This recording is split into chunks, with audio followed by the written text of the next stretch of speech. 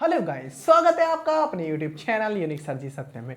क्या आप नोबिता से कंपटीशन करना चाहते हैं? मतलब कि आपको पता है उसके 0 मार्क्स आते हैं तो आप उससे तो इजीली कंप्लीट कर सकते हैं। यानी कि जब कोई सो रहा होता है तब आप पढ़ रहे होते हैं, तो जब कोई खेल रहा होता है तब आप पढ़ रहे होते हैं। तो जिस दिन रिजल्ट का टाइम आएगा ना, तो जब वो रिग्रेट कर रहा होगा तब आप हंस रहे होंगे, तब आप खेल रहे होंगे।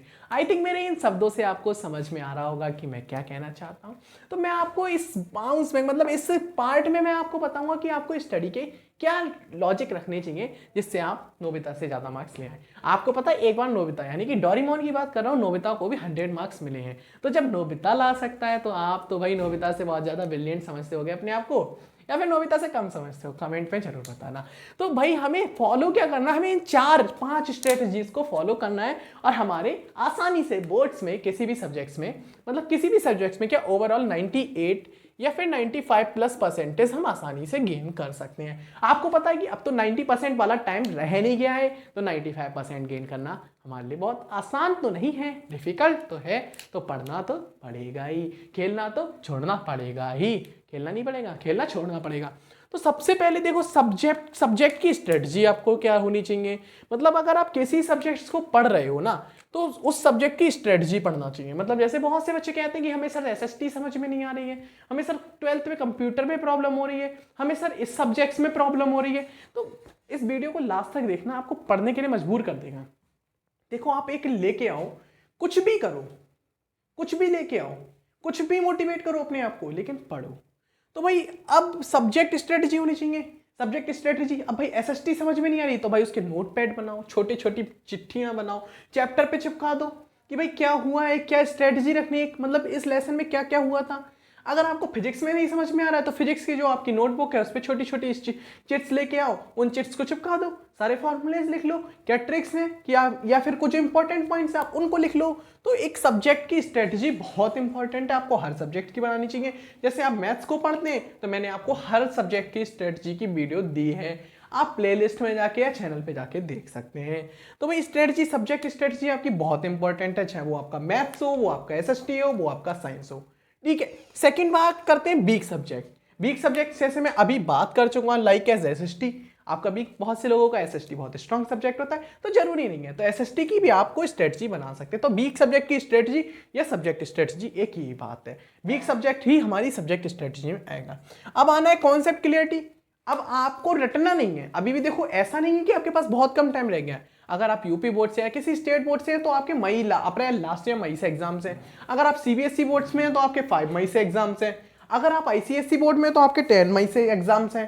तो भाई टाइम आपके पास सफिशिएंट है, तो आप बहुत कुछ कर सकते हो, बहुत कुछ अभी भी कर सकते हो। तो आपको अभी से नहीं कि भाई हम रटना चालू कर दें, क्योंकि जैसे जैसे आप रटोगे ना आप भूलते जाओगे। तो रटना नहीं है भाई, रटना नहीं है। देखो, नोबिता भी तो नहीं रटता है, उसके भी फिर अच्छे नंबर आ जाते हैं। मतलब उसके कहीं पे तो कॉन्सेप्ट क्लियर है, कहीं पे तो कॉन्सेप्ट क्लियर है। यानी कि जब वो छोटी क्लास वाला एग्जाम देता है ना, जब नोबिता आपस में एक्सचेंज हो जाता है, तब की बात कर रहा हूँ मैं। तो भाई हमें नोबिता नहीं बनना है कि भाई छोटी क्लास वाला दे पाए, हम अपनी क्लास का ही याद करके अच्छे से दे देंगे। तो ये कॉन्सेप्ट क्लियरिटी बहुत इंपॉर्टेंट है, रटना नहीं है आपको, कुछ भी हो जाए। ठीक है, अगर आपको जरा सी भी गाइडेंस चाहिए ना, तो आप हमारे इस व्हाट्सएप नंबर पे 9368301994 इस पे आप मैसेज कीजिए, या फिर आप हमें इंस्टाग्राम पे यूनिक सर्ची सत्यम पे फॉलो कीजिए।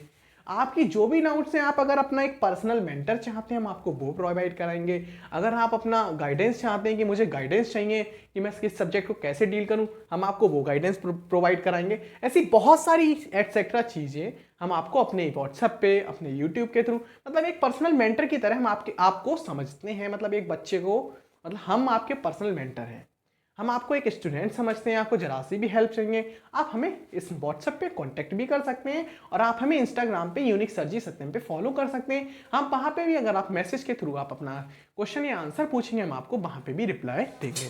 ठीक, माइंड मैप भाई बहुत इंपॉर्टेंट है। अगर आप भाई यहाँ तक आए हो, वीडियो को देख रहे हो, तो आप व्हाट्सएप करना मत भूलिएगा। या फिर अगर आपने माइंड मैप को बनाया है या माइंड मैप को ड्रा किया है, तो इससे बढ़िया बात कुछ नहीं है। वरना आप हमसे सारे चैप्टर्स के, आप क्लास 9th में हो, क्लास 10th में हो, क्लास 11th में हो, क्लास 12th में, को माइंड मैप बहुत जरूरी है। जैसे अगर आप सरफेस एरिया एंड वॉल्यूम पढ़ रहे हो ना, तो सरफेस एरिया एंड वॉल्यूम के सारे स्ट्रक्चर ऊपर पेज पे बनाओ आप, उसके नीचे सारे फॉर्मूले लिख दूं। This is the mind map of surface area and volume. कोई इंपॉर्टेंट कॉन्सेप्ट होता है जैसे मेल्टिंग वाला, तो उसमें वॉल्यूम इक्वल होता है, आप उसको पॉइंट वाइज लिख लो। तो ऐसे सारे चैप्टर्स के माइंड मैप आपको बहुत इंपॉर्टेंट है एसएसटी, जिससे आप इन चुटकियों में मतलब इन पन्नों पे आप खत्म कर देंगे पूरे सब्जेक्ट्स को। और जब आप शेयर करेंगे या किसी को बताएंगे कि मैंने इतने से पन्नों से 95% स्कोर गेन किया, तो भाई सामने वाला क्या हो जाएगा, क्या हो जाएगा भाई, क्या हो जाएगा, जो भाई कंफ्यूज हो जाएगा। जैसे जैसे कौन कंफ्यूज हो गया था, जैसे पौड़ी गर्ल, आपको पता ही है, वो कंफ्यूज हो गई थी, अचानक भाई वायरल हो गई, 250 मतलब 2 लाख 2.5 लाख उसके फॉलोअर्स सिर्फ 1 घंटे में बढ़ गए जैसे ही वो इंडिया में वायरल हुई। तो भाई कुछ भी हो सकता है भाई, चौंक सकता है इंसान अचानक कि भाई 95%, वो भी इतने से पेजेस में।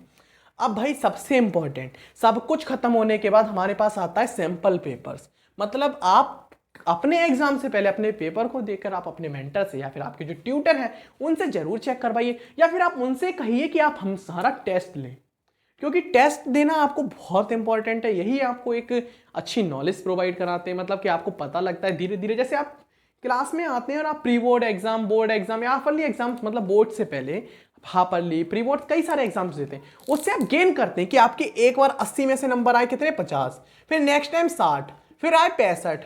तो जैसे जैसे आप एग्जाम देते जाएंगे ना वीकेंड पे, वैसे वैसे आप अच्छा स्कोर करेंगे। लेकिन ये काम आपका मार्च का है, ठीक है, तो इस पे भी ज्यादा फोकस कीजिए। और उसके बाद सबसे इंपॉर्टेंट है क्या है, वीडियो अच्छी लगे तो लाइक शेयर जरूर कीजिए ताकि ज्यादा से ज्यादा लोगों को इस वीडियो का प्रॉफिट हो, एंड हमारे चैनल को सब्सक्राइब कीजिए।